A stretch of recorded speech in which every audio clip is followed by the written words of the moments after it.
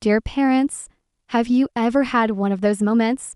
Your child screams, "I hate you," flat out refuses to listen, or just completely shuts down. And in that instant, it feels so personal. It's so easy to think, my child is being disrespectful. But what if I told you that most of the time, misbehavior isn't about disrespect, it's communication. Children often don't have the words to say, "I feel overwhelmed," or "I feel powerless," "I feel ignored," or "I feel deeply hurt."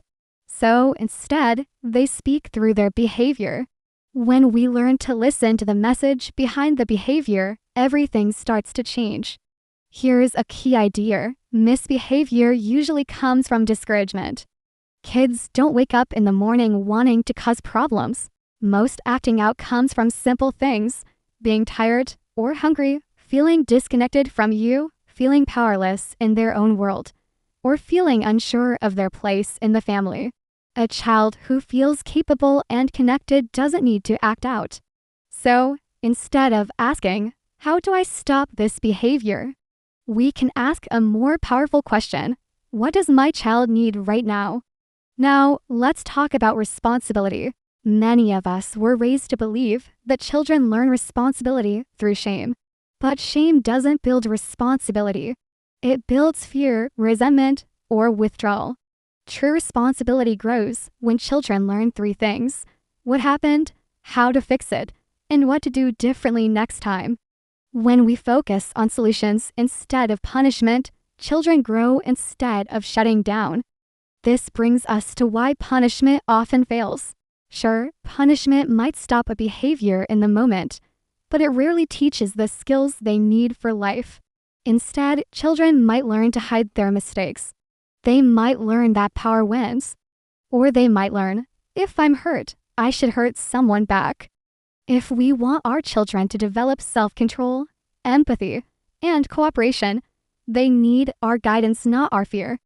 So, what are they trying to tell us? Let's explore for common messages hidden behind misbehavior. Think of these not as labels, but as clues to help us respond better.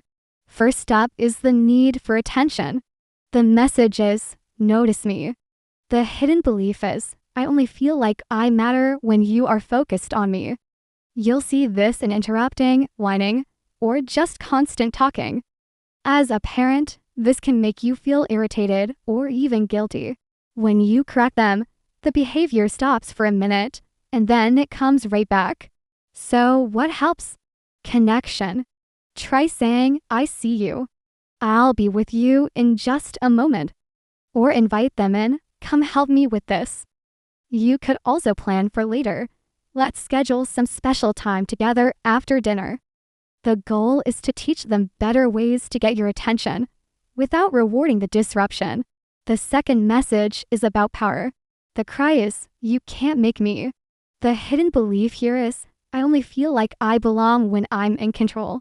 This looks like arguing, refusing to do things, or even doing the exact opposite of what you ask. It makes parents feel challenged, so we push harder, and suddenly we're locked in a power struggle. The key here is to step out of the fight. Try saying calmly, "I'm not going to argue about this." Offer limited choices. You can choose to do it now or in 5 minutes. Or we can talk about this when we're both calm. When you set firm boundaries without trying to control them, the resistance often melts away. The third message is revenge. It sounds like, "I'll hurt you back."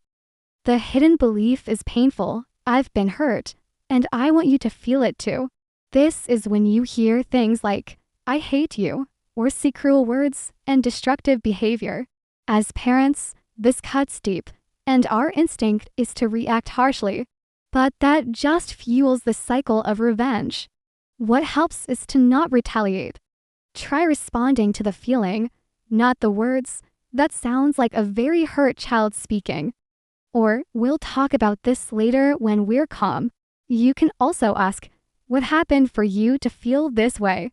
When you address the emotional pain underneath, the behavior often changes surprisingly quickly. And the fourth message is what we call shut down, or assumed inadequacy. The message is simply, I give up. The hidden believers. I don't think I can succeed. So why even try? You'll see this in phrases like, I can't, avoiding new tasks, or giving up easily. This can make parents feel helpless. The solution is to build them up with small successes. Try saying, I'll start this part, can you finish it? Or ask, which part feels the hardest? You can also say, let's just try one small step together. Confidence grows through success, not through pressure. Okay, that's a lot to remember. So here are 2 quick clues to guide you in the moment. First, ask yourself, what do I feel? Your own gut reaction is a powerful clue. If you feel irritated, it often points to a bid for attention. If you feel challenged, it's likely a power struggle. If you feel deeply hurt, it's probably about revenge. And if you feel helpless, it points to shut down. The second clue is, what happens when I correct the behavior? If it stops briefly and then returns, it's attention. If it escalates, it's power. If they strike back with hurtful words, it's revenge. And if they just collapse or give up, it's shut down. Using these clues helps you respond thoughtfully instead of just reacting. So, what's a simple way to respond in those really tough, heated moments? Just remember these steps. First, pause and lower your voice. This instantly de-escalates the situation. Second, name the feeling. You seem really frustrated right now. This validates their emotion. Third, hold the boundary. I won't let you hit.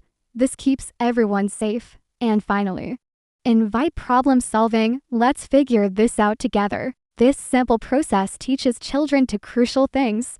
Their feelings are always okay, but harmful behavior is not. Here's the big takeaway from all of this. Our children don't need us to win battles against them. They need us to lead them with calm, with clarity, and with connection. When children feel they truly belong and believe they are capable, misbehavior starts to fade away. Not because they're afraid of us, but because they no longer need it to communicate.